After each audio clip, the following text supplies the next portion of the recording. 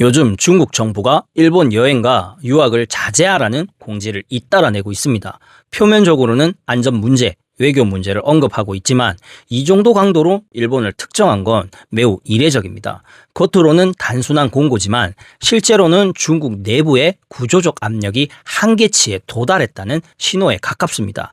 우선 가장 먼저 확인해야 할 건 중국 청년층의 움직임입니다. 최근 몇 년간 중국 청년들이 일본을 찾는 비율이 꾸준히 증가했습니다. 여행이든 유학이든 목적은 비슷합니다. 중국 안에서 기회를 찾기 어렵다는 집단적 인식 변화가 빠르게 확산된 겁니다. 이는 중국 내부의 청년 실업률과 직결됩니다. 청년 실업률이 사실상 발표 중단 수준까지 갔다는 건 이미 잘 알려져 있죠. 중국 정부는 숫자를 감추려고 했고 청년들은 이곳에 있어도 답이 없다는 판단을 하기 시작했습니다. 그 탈출구로 가장 접근성이 높고 비교가 쉬운 국가가 바로 일본입니다. 여행 흐름도 비슷합니다. 단순 관광처럼 보이지만 실제로는 생활비, 주거비, 취업 가능성, 체류 조건을 현장에서 점검하려는 성격이 강해졌습니다. 중국 중산층은 부동산 침체를 직접 체감한 이후 자연스럽게 해외 체류 옵션을 고려하기 시작했고 일본은 가장 무난한 선택지가 됐습니다. 바로 이 지점에서 중국 정부가 민감하게 반응합니다. 중국 정부가 가장 두려워하는 건 정치적 체제 비판이 아니라 인력과 자산의 이탈입니다. 내부 시장이 불안하고 신뢰가 흔들리는 시기일수록 사람과 돈이 움직이면 그건 바로 국가 기반이 흔들린다는 뜻이거든요. 특히 일본은 중국 입장에서 매우 위험한 비교 대상입니다. 생활 안정성, 물가, 치안, 공공 서비스, 교육 환경까지 모든 항목이 직접 비교되기 때문입니다. 중국 SNS에서 일본의 일상 후기가 연이어 확산된 것도 중국 당국이 예민해진 중요한 이유입니다. 시민들의 눈에 다른 삶이 보이기 시작하면 그건 체제 신뢰 하락으로 직결됩니다. 자, 그렇다면 중국은 왜 하필 지금 이 조치를 꺼냈을까요? 핵심은 두 가지입니다. 첫째, 청년층 이동을 통제하려는 압박. 둘째, 자본 유출을 최대한 늦추려는 방어. 중국은 이미 부동산 부채, 지방 정부 재정, 고용 경직성 등 여러 위험 신호가 동시에 작동하고 있습니다. 이 상황에서 청년과 중산층의 현실적 이동이 시작되면 내부 관리 능력은 급격히 낮아질 수밖에 없습니다.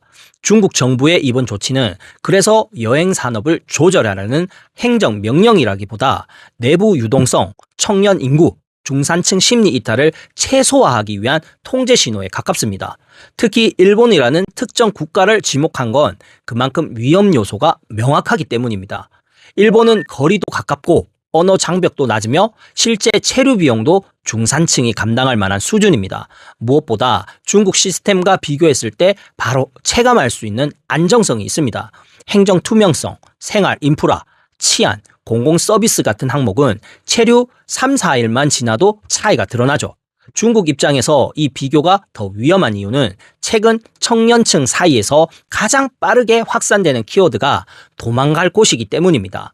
이 흐름이 단순 불만을 넘어 실제 이동으로 이어질 조짐이 보이기 시작하면 중국 정부는 반드시 강한 조치를 취합니다. 그리고 지금이 바로 그 시점입니다.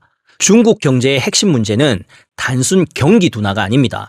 내부 신뢰에 약합니다. 청년층은 일자리를 찾지 못하고 중산층은 자산 가치를 잃고 지방정부는 재정이 빠르게 마르는 중입니다. 이런 상황에서는 정보와 비교가 생각보다 강력한 파급력을 갖습니다. 그래서 중국 정부는 일본이라는 창구를 조기에 차단하려는 겁니다. 더 늦으면 이동 규모가 통제 불가능한 수준이 될 수 있으니까요. 한 가지 더 중요한 흐름이 있습니다. 중국은 최근 몇 년 동안 인재 유출을 막는 정책을 강하게 추진해 왔습니다.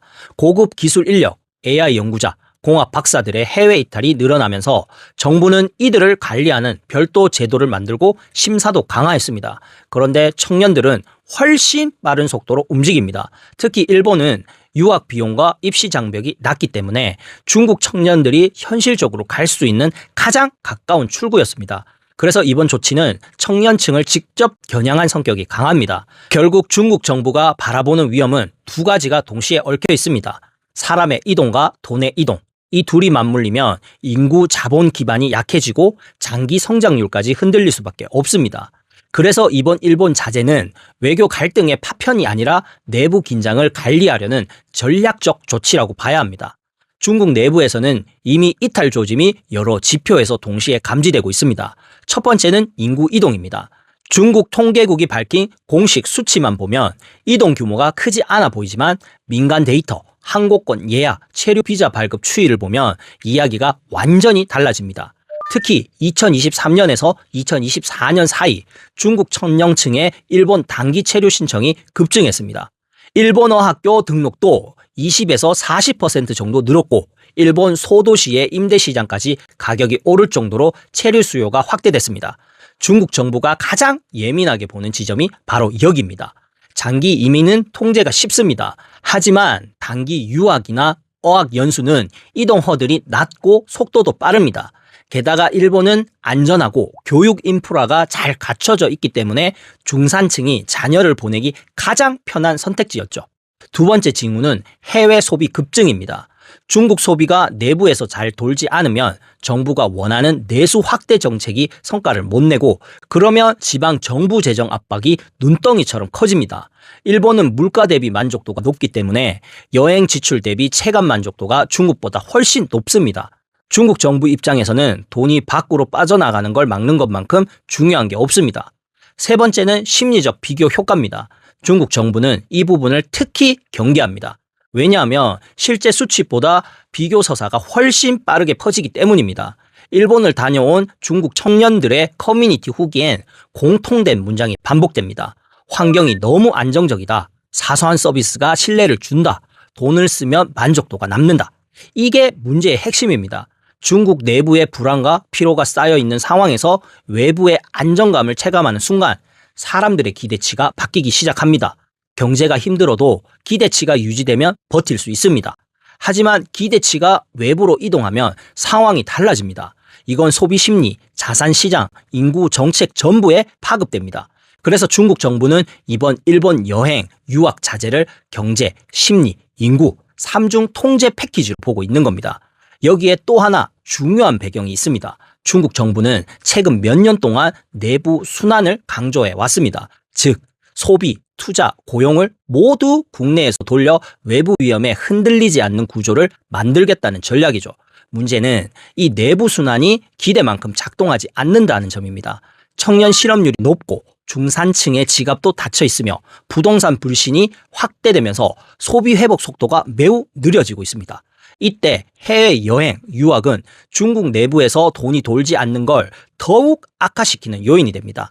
소비가 국내에서 발생하지 않으면 지방 정부 세수는 줄고 기업 매출도 줄고 고용 회복도 어려워집니다. 그래서 중국 정부는 돈이 밖으로 빠져나가는 통로를 막는 데 집중하고 있습니다. 그중 가장 먼저 차단하기 쉬운 대상이 일본입니다. 이건 외교 갈등의 문제가 아니라 순수하게 경제 흐름을 통제하는 목적에 가깝습니다. 중국 입장에서 일본은 여행, 유학, 부동산 투자, 교육 소비가 동시에 증가하는 나라입니다. 특히 단기 거주 전환이 너무 쉽기 때문에 중국 정부가 제일 먼저 걸러야 하는 경로였습니다. 또 하나 짚어야 할 점은 안보 프레임입니다. 중국은 특정 정책을 돌릴 때 경제 논리보다 안보 논리를 붙이면 여론이 쉽게 통제됩니다.